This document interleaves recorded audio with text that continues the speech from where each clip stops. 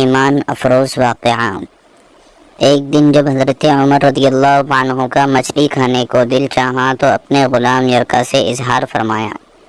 یرکا آپ کا بڑا وفادار غلام تھا۔ ایک دن آپ نے فرمایا، یرکا آج مچھلی کھانے کو دل کرتا ہے، لیکن مسئلہ یہ ہے 8 میل دور جانا پڑے گا دریا کے پاس مچھلی لینے، اور 8 میل واپس آنا پڑے گا مچھلی لے کے۔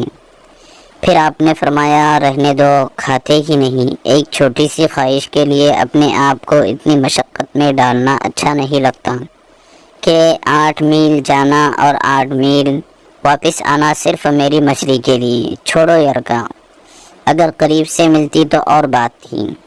غلام کہتا ہے، میں کئی سالوں سے آپ کا خادم تھا، لیکن کبھی آپ نے کوئی خواہش کی ہی نہیں تھی، پر آج جب خواہش کی ہے تو میں نے دل میں خیال کیا کہ حضرت عمر فاروق رضی اللہ عنہ نے پہلی مرتبہ خواہش کی ہے اور میں پوری نہ کروں، ایسا کیسے ہو سکتا ہے؟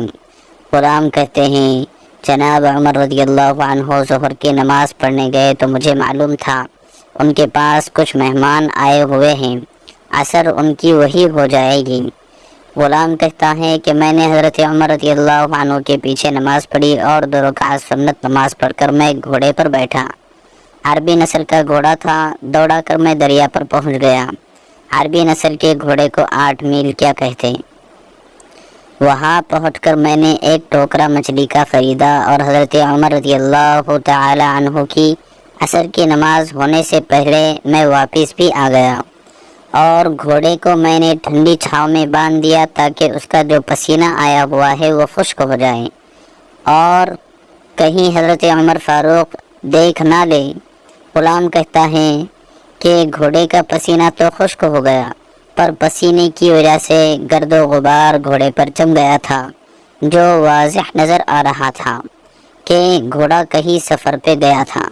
پھر میں نے سوچا کہ حضرت عمر فاروق دیکھ نہ لے، پھر میں جلدی سے گھوڑے کو کنویں پر لے گیا اور اسے جلدی سے غسل کرایا اور اسے لا کر چھاؤں میں باندھ دیا۔ جب ہماری خواہشات ہوتی ہیں تو کیا حال ہوتا ہے، لیکن یہ خواہش پوری کر کے ڈر رہے ہیں کیونکہ ضمیر زندہ ہے۔ فرماتے ہیں، جب عصر کی نماز پڑھ کر حضرت عمر فاروق رضی اللہ عنہ آئے، میں نے بھی نماز ان کے پیچھے پڑھی تھی۔ گھر آئے تو میں نے کہا، حضور، اللہ نے آپ کی خواہش پوری کر دی ہے، مچھلی کا بندوبست ہو گیا ہے اور بس تھوڑی دیر میں مچھلی پکا کے پیش کرتا ہوں۔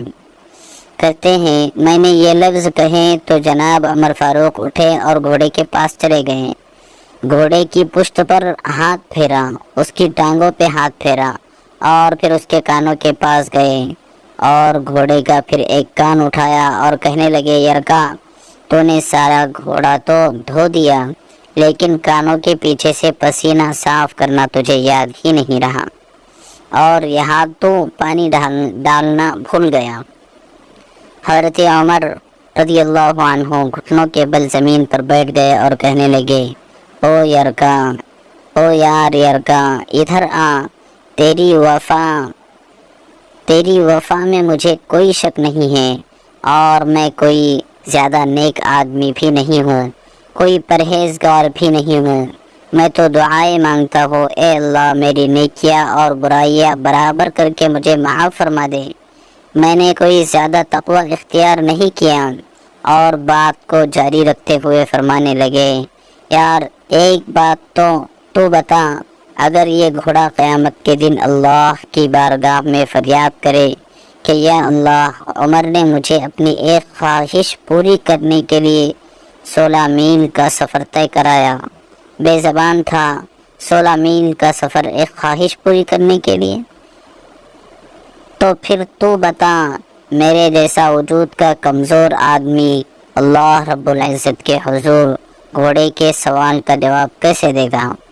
یرکا کہتا ہے، میں اپنے باپ کے فوت ہونے پر اتنا نہیں رویا تھا جتنا آج رویا۔ میں تڑپ اٹھا کہ حضور یہ والی سوچ، یہاں تو لوگ اپنے ملازم کو نیچا دکھا کر اپنا افسر ہونا ظاہر کرتے ہیں۔ غلام رونے لگا۔ حضرت عمر رضی اللہ عنہ کہنے لگے، اب اس طرح کر، گھوڑے کو تھوڑا چارہ اضافہ ڈال دے، اور یہ جو مچھلی لے کے آئے ہوں اسے مدینے کے غریب گھروں میں تقسیم کر دو اور انہیں یہ مچھلی دے کر کہنا کہ تیری بخشش کی بھی دعا کرے اور عمر کی معافی کی بھی دعا کرے۔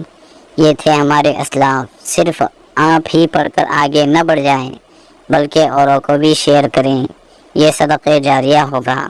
جزاک اللہ خیرا کثیرا۔ اے اللہ ہمیں عمر رضی اللہ عنہ جیسا حکمران نصیب فرما۔